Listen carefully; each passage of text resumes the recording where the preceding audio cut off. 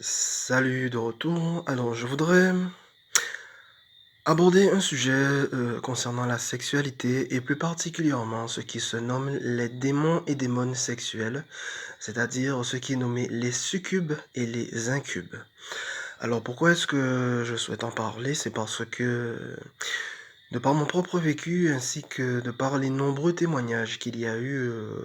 depuis des millénaires au cours de l'histoire de cette humanité, a été constaté qu'il existe une catégorie de démons très particuliers dans le domaine de la sexualité. Et la caractéristique clé de base de ces démons et démones sexuels, c'est leur capacité très rusée et très futée pour avoir réussi à duper, à leurrer l'être humain afin de pouvoir en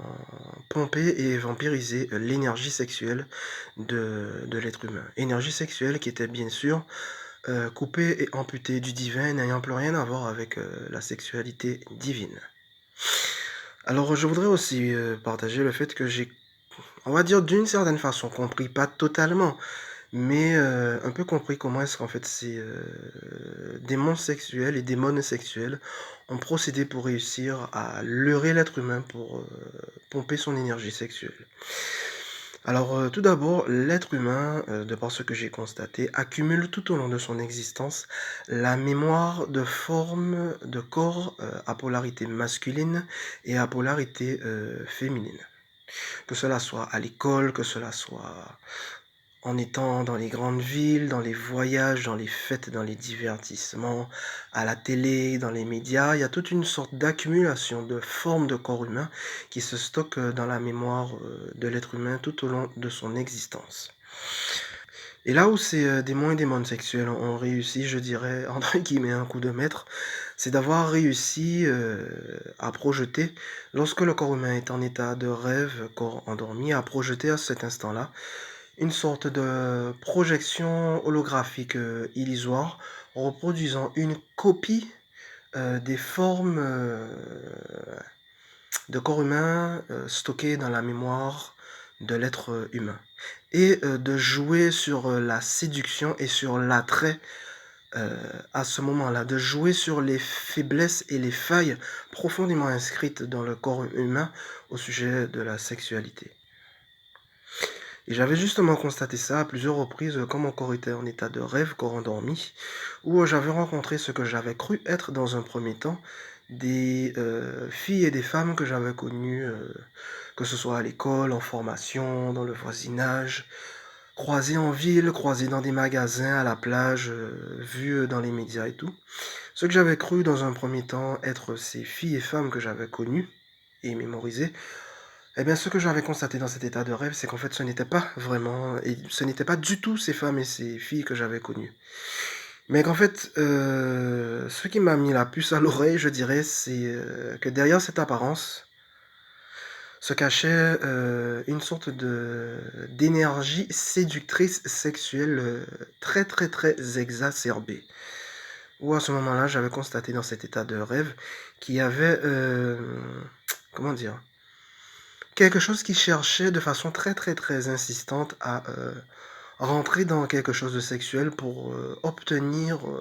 une participation et une adhésion à quelque chose dans un but sexuel, dans ces états de rêve. Et il est arrivé la même chose à beaucoup de femmes, au sein de ce monde, de par leurs témoignages, où là, les incubes, ces démons sexuels, ont réussi, à jouer sur les failles et faiblesses du corps humain, féminin, concernant la sexualité, afin de réussir à vampiriser et pomper l'énergie sexuelle de beaucoup de ces femmes. Et d'ailleurs, en ces temps, il y a un endroit où, qui est devenu un nid, très prospère, je dirais, pour, ces incubes et succubes, démons et démones sexuels, qui est, bien évidemment le domaine de la pornographie. Pornographie qui a généré un gigantesque égrégore mondial, qui a, permis, d'ouvrir beaucoup de portails invisibles, permettant à beaucoup de ces démons et démones sexuels de se nourrir de l'énergie sexuelle de millions d'êtres humains. Voilà. Sauf que, et heureusement, en ces temps de profonde transformation et de fin de l'ombre au sein de ce monde, Eh bien, cette sorte de vampirisation tenace, parce que ces succubes et incubes sexuels sont très, très, très tenaces en matière de stratégie pour vampiriser l'énergie sexuelle de l'humain. Eh bien, en ces temps de profonde transformation et de fin de l'ombre, heureusement, cette vampirisation sexuelle de l'énergie sexuelle humaine, à terme, ne sera plus du tout, du tout, du tout permise afin que la véritable sexualité, c'est-à-dire la sexualité divine, retrouve enfin toute sa place d'origine. Et un autre détail, j'avais constaté une fois, en état de conscience modifié corps endormi, j'avais vu à ce moment-là une gigantesque succube liée et attachée à ce corps, de Christophe, liée par des sortes de sceaux et d'implants de l'ombre. Et cette succube en question avait un sourire très particulier, mais je dirais un sourire séducteur très, très, très malsain. Le genre de sourire qui te montre qu'elle sait ce qu'elle sait faire et ce qu'elle a su faire pour obtenir de l'énergie sexuelle de ce corps de Christophe. Par contre, à un certain moment, une sorte de gigantesque épée de lumière a surgi de je ne sais plus où, dans cet état de conscience modifié, corps endormi, et a coupé en deux cette gigantesque succube afin de briser et de rompre les liens qui la maintenaient attachée à ce corps de Christophe. Donc voilà, c'est ce que je souhaitais exprimer et partager sur ce sujet,